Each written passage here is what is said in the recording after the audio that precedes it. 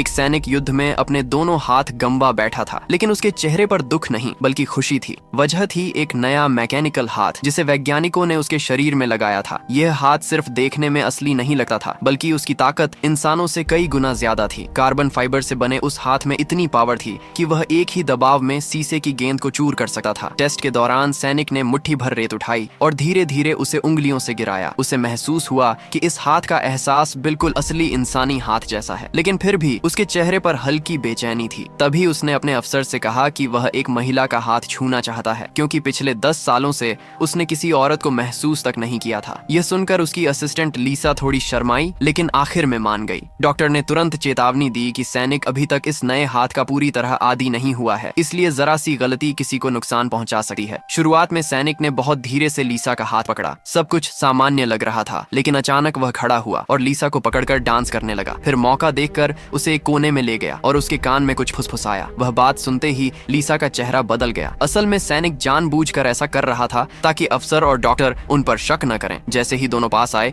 सैनिक हंसते हुए बोला कि वह कई सालों बाद किसी महिला को छूकर थोड़ा ज्यादा एक्साइटेड हो गया था। लीसा ने भी बात बदल दी ताकि किसी को शक न हो, लेकिन सैनिक ने लीसा को एक खौफनाक मैसेज दिया था। छठे जिले में जाकर सच पता करो। रात होते ही लीसा बेस के कंट्रोल सिस्टम में घुस गई, लेकिन वहां से उसे ज्यादा जानकारी नहीं मिली। मजबूर होकर वह खुद छठे जिले की तरफ निकल पड़ी। बाहर से वह जगह सामान्य लग रही थी, लेकिन अंदर भारी सुरक्षा थी। कई सैनिक हर समय वहां पहरा दे रहे थे। मौका देखकर लीसा अंदर घुस गई, लेकिन जैसे ही उसने अंदर का नजारा देखा, उसके होश उड़ गए। वहां घायल सैनिकों को कैदियों की तरह रखा गया था। उन पर खतरनाक एक्सपेरिमेंट किए जा रहे थे। किसी के हाथ मशीन बने थे, किसी के पैर, और कई सैनिकों के दिमाग में चिप्स लगाए गए थे। यह सब इंसानों की मदद के लिए नहीं, बल्कि उन्हें भावनाहीन किलिंग मशीन बनाने के लिए किया जा रहा था। शाम को लीसा ने डॉक्टर को सब कुछ बताया, लेकिन डॉक्टर ने उसे सलाह दी कि वह इस मामले से दूर रहे। उसने कहा कि यहाँ सवाल पूछना जानलेवा हो सकता है। उसी रात जब दोनों कार से जा रहे थे, तभी एक बूढ़ा आदमी सड़क के बीच खड़ा दिखाई दिया। अंधेरी रात में वह बेहद कमजोर और लाचार लग रहा था। लीसा तुरंत उसकी मदद करने नीचे उतरी, लेकिन जैसे ही वह उसके पास पहुंची,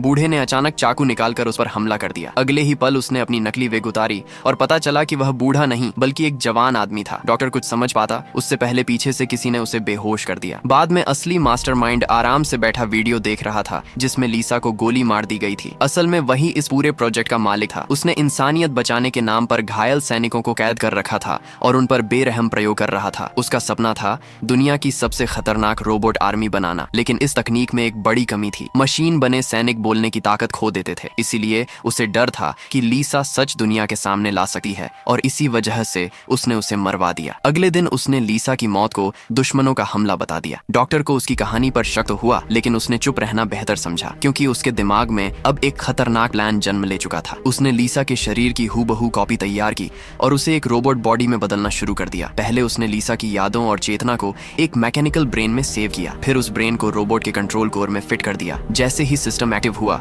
रोबोट के अंदर नकली खून दौड़ने लगा। धीरे धीरे उसके शरीर पर इंसानी चमड़ी जैसी त्वचा उभर आई। कुछ ही देर में सामने फिर से लीसा खड़ी थी, लेकिन अब वह इंसान नहीं, एक मशीन बन चुकी थी।